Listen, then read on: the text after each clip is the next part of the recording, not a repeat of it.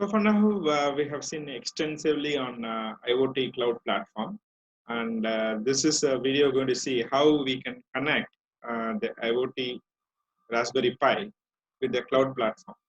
In this example, we have taken the temperature sensor, which will detect the temperature of the CPU, and the detected temperature from the IoT device will be stored in the cloud. Because as I said, we need large space to store the IoT device because it varies with respect to the time. We need the cloud platform to store this data from the IoT. So this will show you an example how this has been done in the IBM Watson IoT platform. So it's a video for about 10 minutes. So I like to please listen. And if there's anything, we'll discuss at the last. Configure Raspberry Pi and connect it to the IoT cloud platform. Please listen to this video.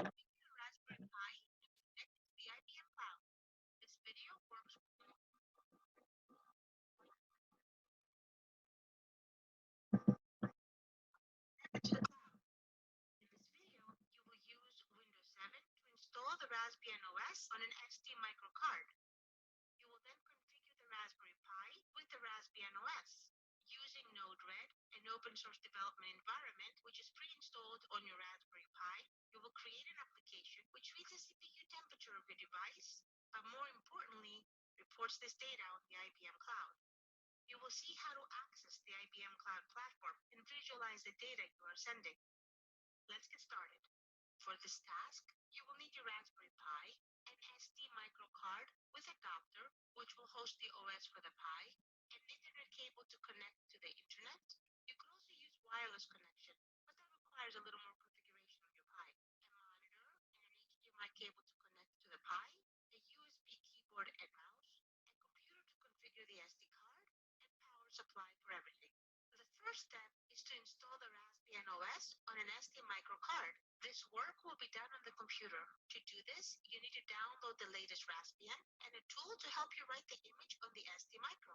I am using Win32 Imager. Uncompress the image using 7-zip, for example, and install Win32 Disk Imager.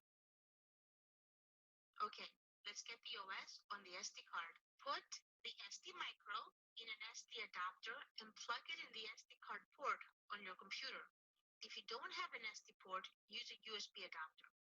My SD card is in my D drive. Start Win32 Disk Imager. Point it to the Raspbian image you extracted and tell it which drive hosts your SD card. Remember that this operation will overwrite the card, so make sure you're using the correct drive. Do not click Read because that will take the image from your SD card and overwrite the Raspbian image. Click Write. This will replace the SD card content with the image specified. In this case, the latest Raspbian. This process takes a few minutes, but eventually, if all goes well, the success message is displayed. This is the file system on the SD card once the install is complete. Once the SD card is imaged, you are ready to configure the Raspberry Pi. I connected my Raspberry Pi to the screen using an HDMI cable and to the internet using an Ethernet cable. Insert the SD card micro in the Raspberry Pi and power it up. The primary desktop is displayed when boot is complete. Click on the terminal icon to open the terminal window. From the terminal window, start the Raspberry Pi software configuration tool by typing sudo raspi-config and pressing enter. The Raspberry Pi software configuration tool provides a straightforward way to configure your Pi. The expand file system is selected. Press enter to expand the file system. If this is successful, you will get a confirmation message. Press enter to continue. Using the up-down arrow keys, select the change user password option and change your password from the default. Use the internalization options to set your original language. Use the spacebar to select one or more languages. Set the default locale. Set the time zone.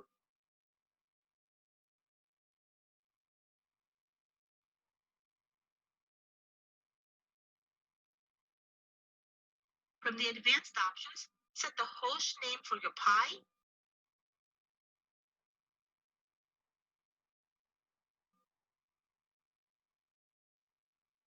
It is a good idea to also enable I2C, which is a multi-device bus used to connect devices like SenseHack to your Pi. Reboot the device so these changes can take effect. Once the device boots, log in with your new credentials. Update the Pi firmware and reboot again. Then use the update command to check which updates are available for your Pi. Use the upgrade command to download and install updates after the update.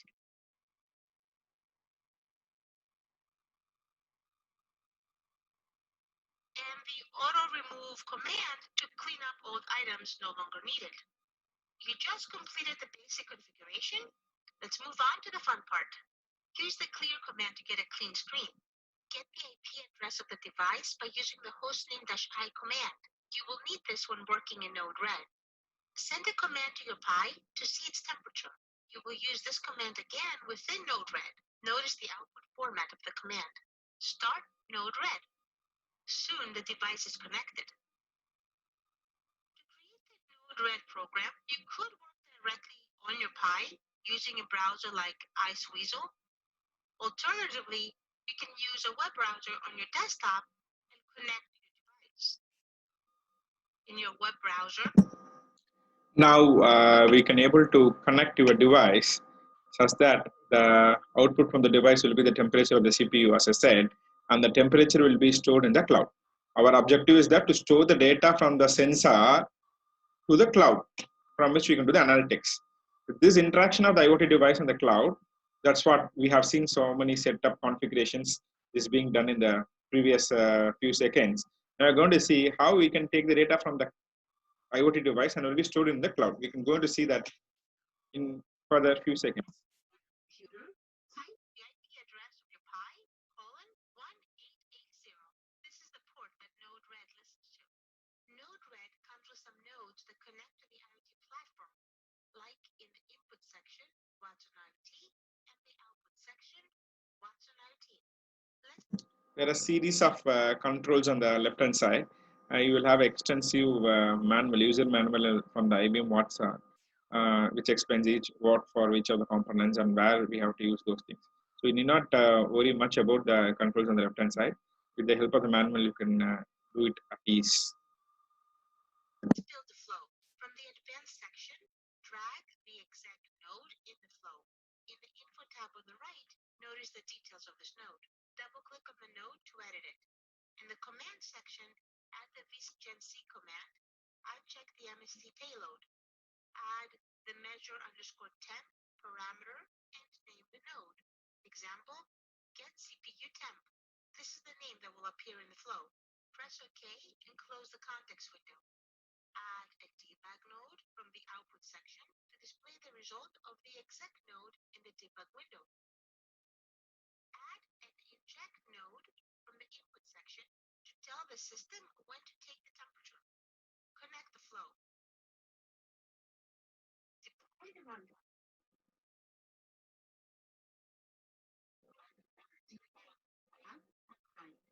Click on the inject node and notice the message in the debug tab. Get a message from the debug. You have to ensure that the debug node is active.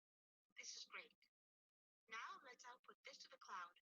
From the output section, drag the Watson IoT node onto the flow. In the info tab, Node-RED describes the way Watson expects the data. So we have to change the string to the format Watson wants. From the function section, drag the function node onto the flow. Double-click to edit the node. Write some JavaScript to take the message object and create a payload which prunes the incoming payload, leaving only the number. Once it reformats the message, it returns it, sending it to the next node. Let's connect this function node to the debug to see what it looks like. I'm not limited to one input and output from the nodes. Simply connect what you need. Redeploy for the changes to take effect. Click on the general. Notice that the format is what we need it to be.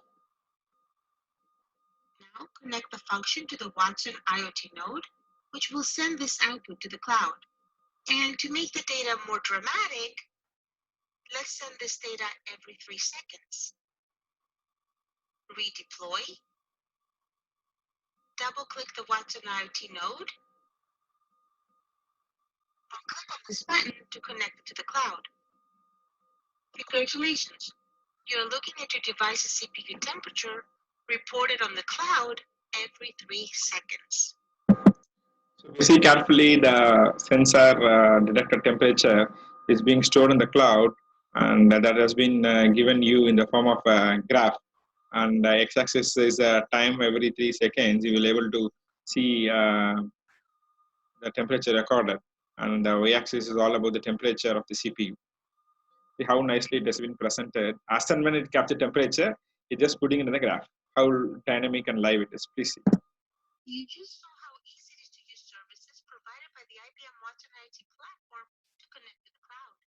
Now register for IBM Bluemix to access the IoT platform services within Bluemix and rapidly compose and extend applications that take advantage of data and analytics from your connected devices and sensors. So this video nicely explains how you can able to connect the IoT device with the cloud platforms, as that the data generated from the IoT device is stored in the cloud. Now again, we are back to the slide. So for now, we have seen what is the big data, what are the characteristics, how IoT contributes to the big data. We have seen why we need to store the big data in the cloud, and there are different IoT cloud platforms. We have listed some 10. Among that, we have seen how we can store the data detected by the sensors in the IoT platform IBM Watson. Now we're going to see, once we have the data stored in the cloud, why we need the analytics. That is what we're going to see now. The role of analytics in IoT. So data is there and it has been stored, and without analytics, there's no point in storing the data. It is the real application to find out the business insights from the huge set of data. That's what the ultimate purpose. The IoT analytics is the application of data analytics, and it will be able to find out the potential which is hidden there in the data. The huge volume of data, there are huge many potentials our business insights will be hidden, and our job is to explore or to bring out those hidden business insights from it. So we can say that data analytics is no longer a fancy jargon. Rather, we can say it is an integral part of every IT solution that you should find out from the noise. It is every necessity part of any IT solution, and it is our job to find out the business insights from the huge volume of data. Now, this IoT is slowly moving to industrial IoT, which helps to collect the data from the sensors, even from the manufacturing equipment, pipelines, weather stations, smart meters, delivery trucks, and other type of machineries. And this is slowly turning into the industrial IT revolution. So the ultimate purpose of analytics in IoT is that to derive the meaningful business insights. So this slide shows that tiers of data analytics. On x-axis it is difficult, and the y-axis it's a value.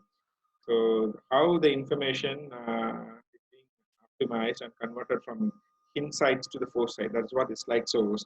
When we have the information, it just say what has happened. That we call it as a descriptive analysis. When you further dig on the information which you have, then we can analyze or diagnose what or why that made it happen. So that is called as a diagnostic analysis. With the help of the data which you have, if we are able to predict what will happen tomorrow, then it is called predictive analysis. And if you have the data and if we can find out how can we make it happen, then it is called prescriptive analysis. slowly, if we see, all these analyses are moving from the information phase to the optimization phase. This is the 4 types of data analytics. We can do description analytics, diagnostic analytics, predictive analytics, and the prescriptive analysis. They say descriptive, what has happened. They say diagnostic analytics, it is called why it has happened. They say predictive, what will happen in future. They say prescriptive, how we can make this happen. This is a quick IoT life cycle. Starts from generating the data, collecting the data, analyze the data, react the data, and predict the data. This is what a quick life cycle. So in generation data, the first step is that as I said, is to have the data. If we need to have the data to derive the meaningful insight, so that we are getting from the IoT sensors and IoT device is helping us a lot with the help of many sensors in getting the data and gathering the data. Once we generate the data, this data has to be collected in a central repository and it has to be stored in such a way that many users can access it without having much difficulty. So generally, these data are stored in central repository, and we call the repository as a data lake or data warehouse. Implementing or keeping our own data warehouse is a quite complicated task, and it needs a lot of expertise in database management system, especially in big data. And managing those servers also, which stores the data, is a very quite hectic task. And for storing these data, we have the cloud providers, which will makes our job easy.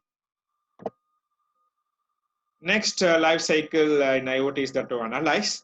As I said, this is the most important part in IoT analytics life cycle is to figure out the business insights, and this is the real phase in which you are going to reap the return on investment. So for now, if you see for a cloud platform or to generate the data, IoT device you have been spending, and this is the only profitable phase where you will get the return on investment for what you have installed or invested so far. So analyzing the data is the most interesting part, and the first step is that you have to visualize the data, previous historical data on a dashboard. There are enormous amount of value that is being hidden inside this data. So analyzing this data by processing it through various stages, like you can use machine learning, or you can use some other artificial intelligence technique, and you have to extract the business insight from the raw data. That is what the ultimate purpose of the IoT analysis phase. This is the visualization technique. We'll discuss that in the forthcoming slide. I'll just quickly skip this slide and we'll discuss that in a few minutes now. Phase is that react phase. Once we analyze the data, how we are going to use the result for our business. So the react stage is about making the real-time decisions from the data. You got it from the analysis phase. For industry companies, reacting to the data can be used to implement the more efficient condition-based maintenance, especially to reduce the cost. And for the business, it helps us to plan going to the right direction. Whether if it is going the right direction, that insights will be output from the analysis phase, and based on that, they can able to proceed further the same direction or to take up any other side businesses. And no matter whether it is industry, reacting, it's a very, very fundamental part, whether it may be the positive sign or the negative sign. But you cannot ignore the resource of IoT analytics space. This is the real essence that we got from the huge volume of data, and that has to be given proper attention to make our business prosperous.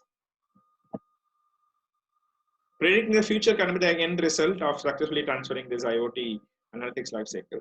So when I say predictive analysis, as I say, what will happen in the future, that will be done with the help of the machine learning capabilities in the IoT platform. And it is considered as a cure of all the problem. And actually the reality is that we need a lot of data to do such predictive analysis. And the amount required and the time which is invested to predict, it's quite high, but the output which you got after a extensive data analysis will definitely going to contribute to a profit. And if you see this graph shows how the profit in dollars has been from the generation phase till the prediction phase. And tip for IoT lifecycle is that focus on a very single specific task. Don't focus on a large uh, problem and then you'll be lost somewhere else. So always identify single high impact problem and then implement the IoT solution for it. That will, from the past history of success, we can say that single task, single problem, and that is being implemented in the IoT solution is resulting in a better results rather than focusing on a very big problem in a diversified manner. And this is a slide which says why data analysis is most preferred in today's IT market. A data analyst should be experts in statistics, machine learning, data visualization, analysis, data mining, auditing, and testing skills. A data analyst should have all these 6 skills, and each of itself, it's a very tough component. All these things are equal proportionate will contribute to the data analyst. And once a person masters all this, then he can be a best data analyst, and will be the more demand in the IT sector. And this is a quick comparison between, you may have a doubt, what is data mining and what is data analytics and what is the difference? Because both of them, we are going to sign the pattern. This slide will able to bring out the clear points between data mining and data analysis. The first point is that about the definition. In data mining, it is all about extracting a particular pattern from the data set. Whereas in data analysis, the process of ordering and organizing the raw data in order to determine meaningful insights and decision out of it. And for data mining, the area of expertise is machine learning, statistics, and database. And for data analysis, as I said, you need to be an expert in statistics, computer, subject domain knowledge, mathematics, artificial intelligence, and machine learning. Data mining is also known as knowledge discovery in databases, whereas data analysis, it has been classified into 4 dimensions like explanatory, descriptive, text, predictive, and data mining, etc. In other words, we can say data mining is a part of data analysis. Data analysis is a superset, data mining is a subset. The responsibility of data mining is to extract and discover meaningful patterns, whereas the data analysis responsibility is to develop models, explanation, testing of hypothesis, and other analytic model. And the output of data mining, we can say it's a data pattern, whereas the output of data analytics is that to test whether the hypothesis is true or not, or to get the insights about the business. This is the quick comparison on 5 different features on data mining and data analysis. So for now, we have seen the IoT analytics life cycle. Now we're going to see how we can do this analytics in the IoT cloud platform. So similar kind of video we have seen few minutes back is that how we can store the data generated by the IoT device into the IoT cloud platform. Once the data has been stored in the IoT cloud platform, it has to be analyzed to get some meaningful reference out of it. So this video will give a quick summary of how we can do analytics in the IBM cloud data. So this will be for some 10 minutes. Please watch the same.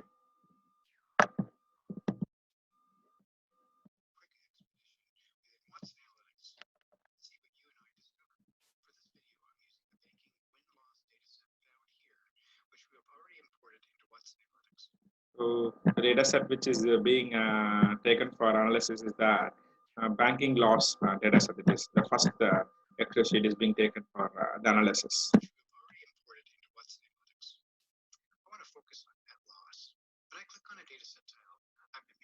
Offered a number of possible scenarios where Watson Analytics is interesting lines of inquiry within the data as a starting point that I can use right away. Because I'm interested in containing financial loss, I'm going to use Watson Analytics cognitive powers to inquire about the trends of net loss by year. Let's get a further breakdown of the trend by region using the data tray on the bottom by dragging the fields to the visualization. See, please look at the rich user interface being provided by the IBM Watson. And if you want to change the graph with respect to the parameter, just he has dropped the region wise, and the graph has changed. The loss rate has been changed with respect to the region. It has split the region from the data as Asia Pac, EMEA, and North America, and it has distributed the loss in the particular area. This is the advantage of doing analytics in some of the well-developed and well-established IoT cloud platform.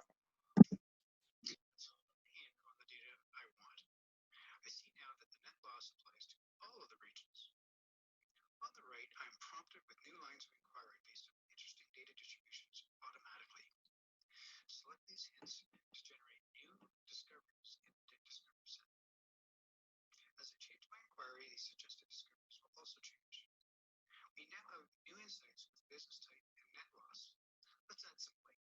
Format the visual the way I want. Name, color, look and feel, as well as visualization type. Did not like the change? Undo it. Did not really mean to undo it?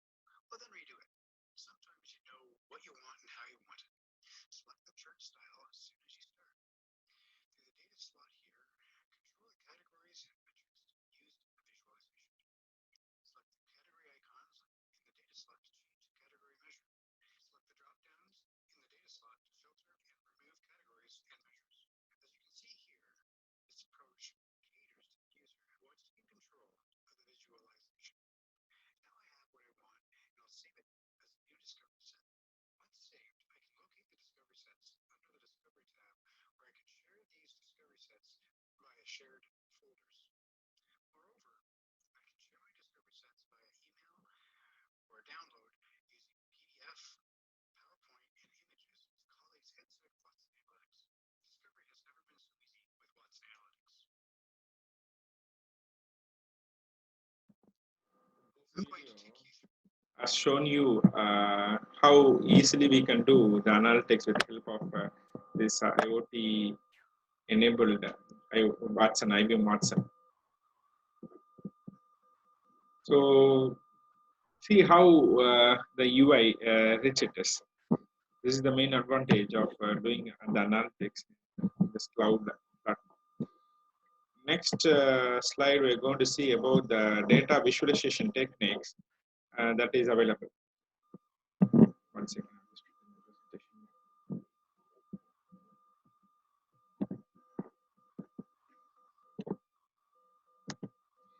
The visualization is the first step to make any sense of the data. In other words, to have a quick understanding of the data, if you do a visualization technique, that will help and give directions to proceed further. To transcript and to present the data and to have a relationship between the data to find the correlation, this visualization technique is of great help. And this has been used extensively by the data analytics to get a quick understanding about various features. Choosing the right visualization technique, it's essential and depends on the data set which you are choosing. If you see, these are the 5 different factors which influence the data visualization. The first is audience. Based on the audience, you have to project the data and you have to make it very convenient. You have to make the user very convenient with the visualization technique. If you are presenting it for researchers, then the visualization technique could be much different. And if you are presenting for the layman or the normal user, then the graph or the visualization choice should be made very simple and it should be self-explanatory to the normal user. You cannot make any complicated figures for the common user, whereas the researcher can able to interpret something out of it. But for the layman, the result should, or the visualization output should be self-explanatory. Second, the content. You cannot use all chart for all purposes. For example, if you want to compare something, then you have to use the bar chart. And if you have some data which varies over the time, then you have to have a line chart with the x-axis and y-axis. And if you want to establish some kind of relationship between the parameters, then you have to use a scatter plot. So for different set of features, we have to use different set of visualization technique that will better portray the association associated with it. Next, the next factor which influences the data visualization is nothing but the context.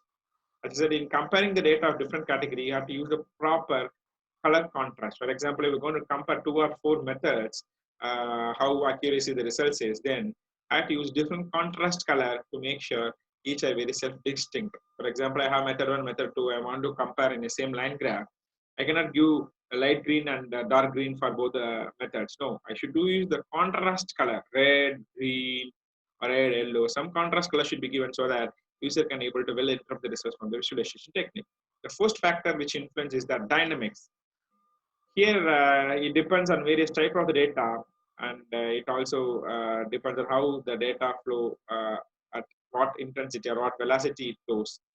Moreover, the financial data and The financial data will change over a year, whereas if you have a time series data, it will change for each and every minute. So accordingly, you have to choose the graph and you have to process the results.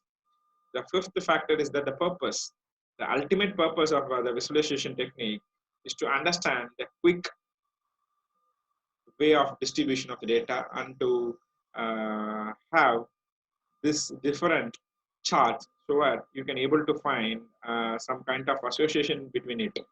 They combine different types of data for a profound view. Visualization are combined with dashboards with appropriate controls and filters. These are the 5 factors which influence the data visualization. The charts has been shown here: line chart, pie chart, and bar chart, and the plots like bubble and scatter chart. And this is a map chart. Now we have been using this map chart extensively for decision use India based on red, orange, and green zones for the COVID-19. Next, we have diagrams and matrix chart. And if you see, these are the visualization tools that is available for all. And that is Tableau, Visme, Fusion Charts, Data Wrapper, Jinx Chart. So this is for everyone. And if you want, especially for the coders, these are the extensively available data visualization tools for ardent code developers. Spotlight, this is mainly on built on using Python and R, and this has been extensively used by Data Analytics platform, which is built on Python. Next, we have SciSense, which is a full stack analytics capabilities, and this has a very good drag and drop interface, which enables the cloud platform to incorporate it in their IoT cloud platform.